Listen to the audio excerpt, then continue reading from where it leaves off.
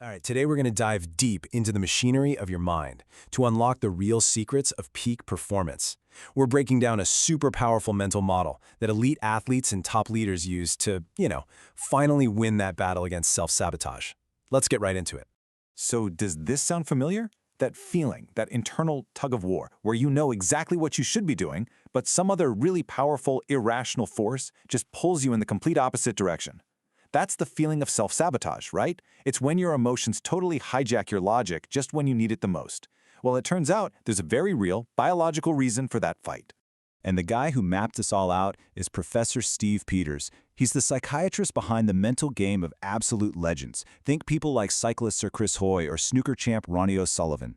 He developed this revolutionary model that takes all this complex neuroscience and makes it incredibly simple and, most importantly, practical. So what's the big secret? Well, it all starts with this idea that your brain isn't just one single thing. It's actually more like 3 different systems, all packed into your skull, and each one has its own agenda. And yeah, they're often working against each other. Understanding this blueprint, that's step 1 to taking back control. Okay, so first up we have the human. This part lives in your frontal lobe, and it's basically your rational, logical self. It works with evidence, it thinks about the future, about long-term consequences, and it holds all your values. Now, according to this model, this isn't just a part of you. This is your conscious identity. This is the real you. But you're sharing your head with another creature, the chimp. This is your limbic brain. It's a pure emotional machine that was designed for one thing and one thing only: survival. It doesn't do logic, it runs entirely on feelings, gut impressions, and impulse. It's paranoid, it's emotional, and it thinks in black and white. Is this a threat or is it a reward? And here's the part that changes everything. The chimp is about 5 times stronger and faster than your human brain. This power difference is exactly why, in those moments of stress, your emotional reactions can so easily just steamroll your rational thoughts. It's simply not a fair fight. This really lays out that core conflict perfectly, right? The human is looking for the truth of a situation, while the chimp just runs on whatever it feels. The human is playing the long game, but the chimp wants immediate gratification, right now. This isn't a battle of good versus evil. It's just a conflict between your true identity and this biological survival machine that you have to learn to manage. So we've got the logical human and the emotional chimp. But there's a third really critical player that often decides who wins the battle: the computer. Think of this as your brain's high-speed hard drive where all of your habits and beliefs are stored. And get this, the computer is about 20 times faster than your human brain. It doesn't think at all, it just executes programs. These are pre-programmed beliefs and behaviors called autopilots. So in those high-pressure moments where you don't have time to think, your brain just defaults to whatever is programmed in here. This is where all your habits live. But, not all those programs are helpful. Peters points out 2 types of negative programming. First, you've got gremlins. These are unhelpful beliefs, a lot of them formed when we were kids, that you can actually identify and remove.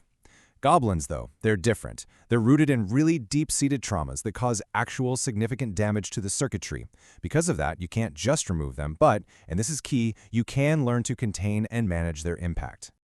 Okay, so now we understand the 3 players. Let's get to the most important part. How do you manage that powerful emotional chimp so that your human can actually stay in charge? Right, and this is the crucial point. You cannot control the chimp with just willpower. Remember, it's 5 times stronger than you are. Trying to just suppress it is a losing battle, and it always leads to burnout. So the goal isn't control, it's management. You have to learn how to work with it, not against it. So how do you do that? With a technique called exercising the chimp. It's a pretty simple 4-step process. Step 1, find a safe space. Step 2, just let the chimp vent, all of it, all the irrational, paranoid, emotional stuff, without any judgment. Step 3, you let it keep going until it's completely out of gas, until it's exhausted all its emotional energy. And only then, once the chimp feels like it's been heard and is finally tired, can your human self step back in with some logic and perspective. And this all leads to the ultimate goal of the entire model.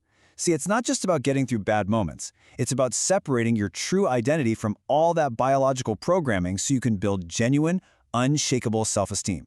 This right here might be the most liberating idea in the whole framework.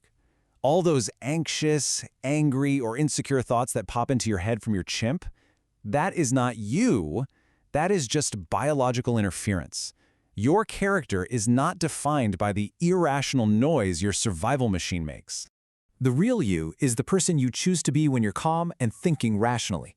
It's the values that your human system holds dear. And when you separate your identity from the chimp's outbursts, you can start to manage your own machine with a kind of professional objectivity, totally free from all that shame and guilt. And this same logic applies directly to high performance. See, elite performers don't rely on motivation. Why? Because motivation is a feeling. It's fleeting, it's chimp-driven, it's kind of a fair-weather friend that disappears the second things get tough. Instead, they rely on commitment. And commitment is a logical, human-driven decision to follow a plan no matter how the chimp feels that day. Commitment is the requirement. Motivation is just a nice bonus. This quote from Professor Peters just nails it, doesn't it? The path to mastering your mind and reaching your potential isn't about trying to become some new person. It's about removing the biological interference from the chimp and all that outdated programming in the computer so the real you, the human, can finally come through clearly. So here's the big takeaway. You are not a victim of your brain's evolutionary hardware. You can be its architect. By understanding the machine, you get the power to manage it, to program it, and to align it with the person you actually want to be. The only question left is, are you ready to start?